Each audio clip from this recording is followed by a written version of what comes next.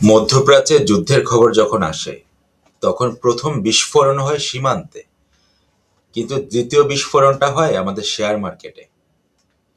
আপনি যদি ঢাকা স্টক এক্সচেঞ্জের একজন বিনিয়োগকারী হন, তাহলে প্রশ্ন একটাই: এই যুদ্ধ কি আপনার পোর্টফোলিও ধ্বংস করবে, নাকি এটা একটা সুযোগ হবে? আজ আমরা আবেগ না, বিশ্লেষণ দিয়ে দেখব মধ্যপ্রাচ্যের সংঘাত বাংলাদেশের বাজারে কি প্রভাব ফেলতে পারে এবং আপনার করণীয় কি। তো বর্তমানে তো উত্তেজনাটা বাড়ছে ইউনাইটেড স্টেট, ইসরায়েল বা ইরানের মধ্যে। এখানে মূল বিষয় কিন্তু রাজনীতি না, মূল বিষয়টা হচ্ছে অর্থনীতি। তো মধ্যপ্রাচ্য মানেই তেল, বিশ্বের বড় অংশের তেল সরবরাহ এই অঞ্চল থেকে আসে। যুদ্ধ মানে তেলের দাম বাড়বে, জাহাজ চলাচলে ঝুঁকি বাড়বে, সরবরাহ চেইনটা ব্যাহত হবে এবং বৈশ্বিক অনিশ্চয়তা তৈরি হবে। আর যখন অনিশ্চয়তা বাড়বে তখন বিনিয়োগকারীরা কি করবে? ঝুঁকিটা কমানোর চেষ্টা করবে। তো এই যুদ্ধের ফলে বাংলাদেশের বাজারে সম্ভাব্য প্রভাব কি কি পড়তে পারে? একটা হচ্ছে তেলের দাম বৃদ্ধি পাবে। বাংলাদেশটা হচ্ছে আমদানি নির্ভর একটা দেশ। তেলের দাম বাড়লে বিদ্যুৎ উৎপাদন খরচ বাড়বে, পরিবহন ব্যয় বাড়বে, শিল্প উৎপাদন ব্যয় বাড়বে এবং মুদ্রাস্ফীতি বাড়বে। আর মুদ্রাস্ফীতি বাড়লে কি হবে? ইন্টারেস্ট রেট বৃদ্ধি পাবে, কোম্পানির লাভ কমতে থাকবে এবং শেয়ার প্রাইসে চাপ বাড়তে থাকবে। তো এই অবস্থায় আমাদের বিনিয়োগকারীদের মানসিকতা আসলে কি হওয়া উচিত? আমাদের বাজার অনেকটাই সেন্টিমেন্ট ড্রিভেন একটা বাজার।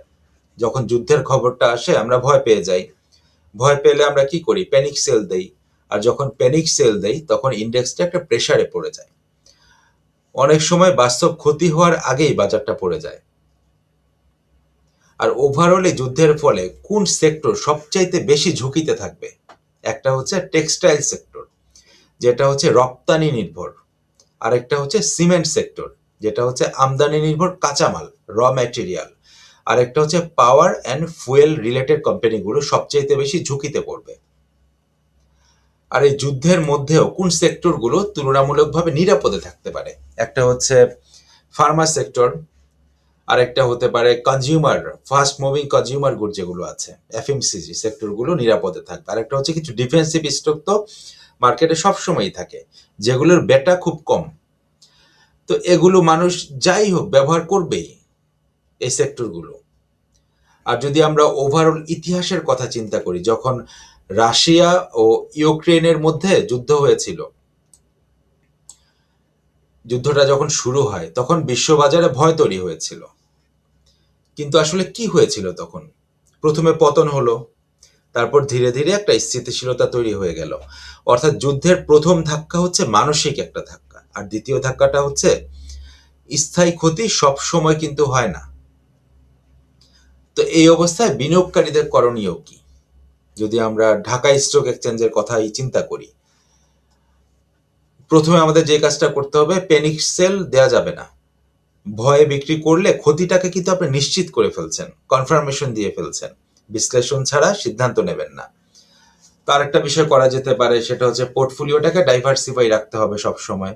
সব টাকা এক সেক্টরে রাখবেন না, ঝুঁকিটাকে যেভাবেই কমাতে হবে। যেমন এই মুহূর্তে কোন কোন সেক্টরগুলো ঝুঁকিতে আছে?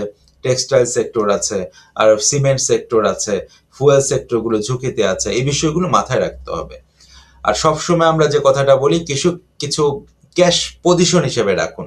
যদি বাজারটা পড়ে যায় তখন কিন্তু একটা সুযোগ তৈরি হয়, কারোর জন্য এটা হচ্ছে পোর্টফোলিও ধ্বংস হয়ে যায়, আবার প্যারালাল ভাবে কারোর জন্য একটা সুযোগ তৈরি হচ্ছে। তো যদি বাজার পড়ে যায় তখন সুযোগ তৈরি হয়, আর ক্যাশ থাকলে আপনি সুযোগ নিতে পারবেন। অ্যাটলিস্ট 30 to 40% ক্যাশ রাখা ভালো একটা পোর্টফোলিওতে। আর লং টার্ম বিনিয়োগকারী যারা আছে তারা ধৈর্য ধরবেন। যুদ্ধ কিন্তু চিরস্থায়ী না, কিন্তু বাজার দীর্ঘমেয়াদে অর্থনীতির সাথে উঠে যাবে।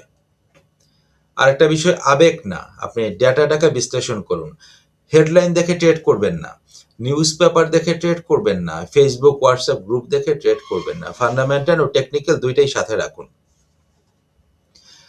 যুদ্ধ হচ্ছে শুধু সীমান্তে হয় না, যুদ্ধ হয় আপনার আমার মানসিকতার সাথে। আপনি যদি ভয়কে নিয়ন্ত্রণ করতে পারেন, তাহলে বাজার আপনাকে শাস্তি দিতে পারবে না। মনে রাখবেন, সবচেয়ে বড় ক্ষতি হয় আতঙ্কে। আর সবচেয়ে বড় সুযোগ আসে অনিশ্চয়তায়। তো আপনি কি করবেন? ক্যাশে যাবেন নাকি হোল্ড করবেন? কমেন্টে জানান। ভালো থাকবেন। আসসালামু আলাইকুম।